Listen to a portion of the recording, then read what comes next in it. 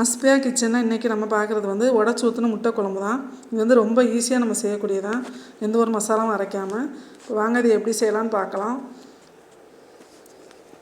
இப்போ இது வந்து நம்ம ஒரு மிக்ஸி ஜாரில் 50 கிராம் வெங்காயம், சின்ன வெங்காயம் எடுத்து நம்ம இழந்து குழம்பு டேஸ்ட்டாக இருக்கும். சின்ன வெங்காயம், தக்காளி பழம் 2 பழம், இப்போ ரெண்டையுமே நம்ம 1-2 நம்ம அடித்து எடுத்துக்கலாம்.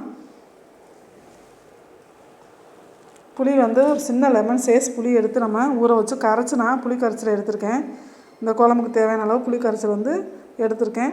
இப்போ வெங்காயம், தக்காளி ரெண்டையுமே நம்ம 1-2 தான் நம்ம அடித்து எடுத்துக்கணும், நைஸாக அடிக்கக்கூடாது. இப்போ தாளிப்புக்கு ஒரு கடாய் வச்சுட்டு இதில் நான் ஒரு 3 ஸ்பூன் எண்ணெய் ஆயில் சேர்த்துருக்கேன். ஆயில் காஞ்சிருச்சு.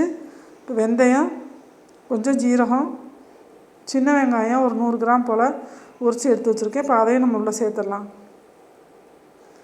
சின்ன வெங்காயம் சேர்த்து செஞ்சால் தான் அந்த குழம்பு வந்து நல்லாயிருக்கும். அதோட கொஞ்சோண்டு பூண்டு பல் சேர்த்துக்கலாம். நம்மளோட விருப்பம்தான், எவ்வளோ வேணாலும் பூண்டு சேர்த்துக்கலாம். அதோட ஒரு கொத்து கருவேப்பிலை சேர்த்து நல்லா கலந்து விட்டுக்கலாம். இப்போ நல்லா இந்தளவுக்கு கலந்தாச்சு. இப்போ அதில் கொஞ்சம் பெருங்காயத்தூள் வாசனைக்கு சேர்த்துக்கலாம். அதையும் நல்லா கலந்து விட்டுட்டு இந்த குழம்புக்கு தகுந்த மாதிரி நம்ம காரத்துக்கு மிளகாத்தூள் இதில் சேர்த்துடலாம். இதில் நான் ஒரு 2 ஸ்பூன் மிளகாத்தூள் எடுத்திருக்கேன். இந்த குழம்பு வந்து நல்லா ஒரு 3 பேர் வரையும் நல்லா தாராளமாக சாப்பிட்லாம். இதையும் நல்லா கலந்து விட்டுக்கலாம்.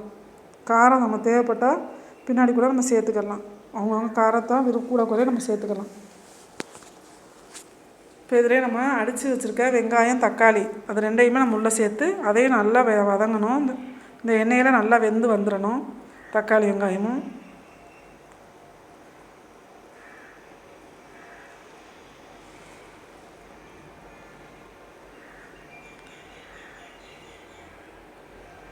இப்போ பாருங்கள், நல்லா இந்த அளவுக்கு வெந்து வந்துருச்சு. இப்போ நம்ம எடுத்து வச்சுருக்க புளி கரைச்சலையும் நம்ம உள்ளே சேர்த்துடலாம். இப்போ நம்ம புளி கரைச்சலை உள்ளே சேர்த்தாச்சு. இப்போ அதோட இந்த குழம்புக்கு தகுந்த மாதிரி 1/2 கப்பு தண்ணி இதில் உள்ளே சேர்த்துடலாம்.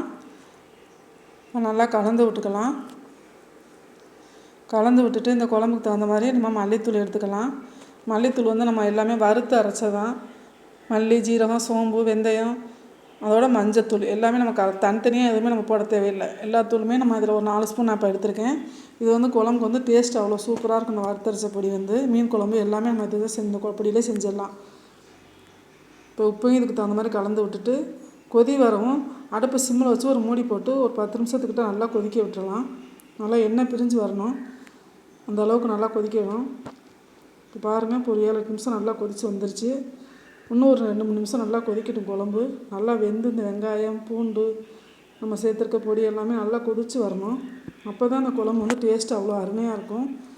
நல்லா கொதித்து வந்துருச்சு பாருங்கள். 15 நிமிஷம் ஆகுதுங்க கரெக்டாக. இப்போ கொதித்து 15 நிமிஷம் ஆனதுக்கப்புறம் நம்ம உடச்சி வச்சுருக்க நம்ம முட்டையை உள்ளே சேர்த்துடலாம். இப்போ நான் அதில் வந்து 3 முட்டை நான் சேர்க்க போகிறேன்.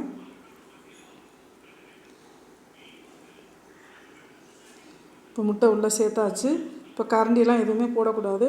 நம்ம அப்படியே அடுப்பை சிம்மில் வச்சுட்டு ஒரு மூடி போட்டு வச்சிடலாம். ஒரு 2-3 நிமிஷம் நல்லா அப்படியே மூடி போட்டு வச்சிட்டோம்னா நல்லா வெந்துடும்.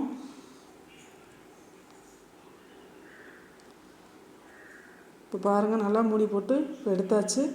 இப்போ எப்படியும் கரெக்டாக ஒரு 5 நிமிஷத்துக்கிட்ட நல்லா கொதிச்சிருச்சு பாருங்கள். இப்போ கரண்டி வந்து நம்ம மேலே போடக்கூடாது, அடிப்பறமாக லைட்டாக விட்டு எடுத்து விடணும், அடியில் போய் ஒட்டிக்கிறாமல். இந்த மாதிரி மட்டும்தான் நம்ம குழம்புல அப்படி செய்யணும். இதில் கரண்டி போட்டு கலக்குனிங்கன்னா எல்லா முட்டையும் உடஞ்சி ஒன்றாயிரும். இப்போ இந்த வீடியோ உங்களுக்கு பிடிச்சிருந்தா மறக்காமல் ஷேர் பண்ணுங்கள், கமெண்ட் பண்ணுங்கள். மறக்காமல் எங்கள் சேனலை சப்ஸ்கிரைபர் பண்ணிவிட்டு பாருங்கள். இந்த குழம்பு வந்து அவ்வளோ ஒரு டேஸ்ட்டாக